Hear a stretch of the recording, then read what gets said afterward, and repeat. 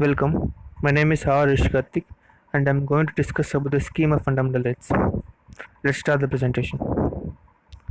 Fundamental rights are those rights which are essential for intellectual, moral, and spiritual development of individuals.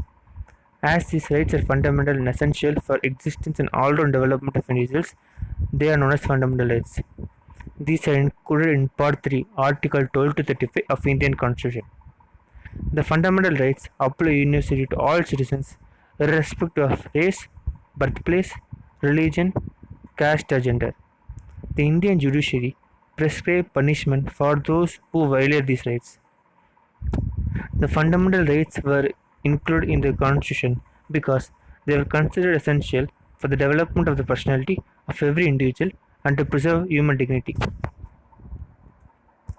Talking about the history of fundamental rights, the first explicit demand for the fundamental rights came in the form of Constitution of India Bill 1895, which was created under the guidance of Bal Gangadhar Tilak. This bill was popularly called as Swaraj Bill 1895, which already spoke about right to freedom of speech, right to privacy, right to franchise, etc. Now let's discuss about the six basic fundamental rights. Right to equality, which contains Article 14 to 18. Right to freedom, which contains Article 19 to 22. Right against exploitation, which contains Article 23 and 24. Right to property. Right to constitutional remedies, which contains Article 32 to 35. Cultural and educational rights, which contains Article 29 to 30. Now let's see these rights clearly. Right to equality. Right to equality includes equality before the law, prohibition of discrimination based on religion, caste, sex, and gender. It also tells about the equality of opportunity in matter of employment and abolition of untouchability and titles. These were given as four articles. Here, Article 14 deals about the idea of equality by guaranteeing equality irrespective of race, color, and nationality. Article 15 deals about the non-discrimination based on sex, religion, caste. Article 16 gives the equal opportunity of employment. Article 17 deals about the abolition of untouchability, and Article 18 deals about the abolition of titles. Right to freedom. Right to freedom includes freedom of speech, expression, assembly, association, union, cooperatives, movement, and residence. It also has right to practice any profession or occupation. These all are included as three articles. Article 20 provides a protection against the arbitrary and excessive punishment for any person who commits an offense. Article 21 protects the life and personal liberty. Article 22 the safeguards the people against arbitrary arrest and detention. The next one is the right against exploitation. Right against exploitation prohibits all form of forced labor, child labor, and human trafficking. These are included in two articles. Article 23 prohibits the human trafficking, women trafficking, children and beggar trafficking. And Article 24 prohibits employment of children below age of 14. The next one is the right to freedom of religion. The right to freedom of religion includes conscience and free profession.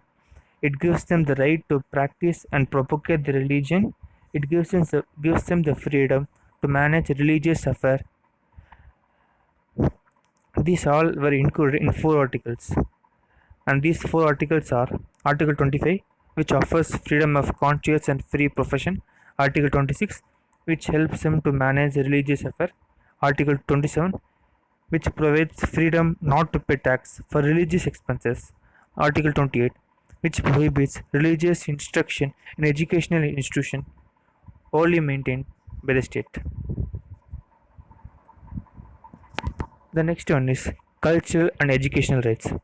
Cultural and educational rights preserve the right of any section of citizens to conserve their culture, language, script, and the language and the right to minorities is given to establish and administer their educational institutions of their own choice. These were included in two articles. The Article 29 gives the protection for interest of minorities, and Article 30 which states the right of minorities based on their religion or language. The last one is right to constitutional remedies. The right to constitutional remedies is present for the enforcement of fundamental rights. These are given in four articles.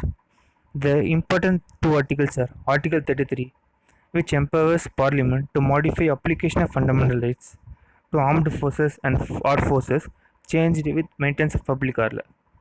Article 35 lays down the power of to make laws to give effective or certain specified fundamental rights which shall vest only with the Parliament and not with the state legislature.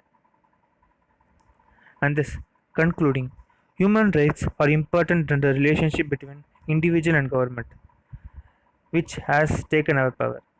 The government exercises power over its people.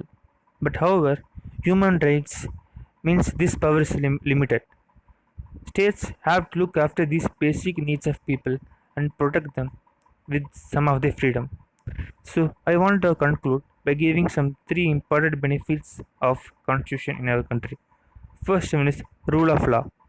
The fundamental rights gives the liberty and freedom for our citizens against any invasion of state and dictatorial rule. Quantification of freedom. This fundamental rights gives us provides a significant role in our life by giving us fully intellectual, moral, and spiritual status. And third point is first fruit of freedom struggle.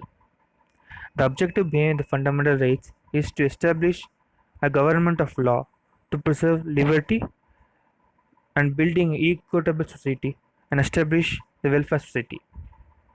Thank you.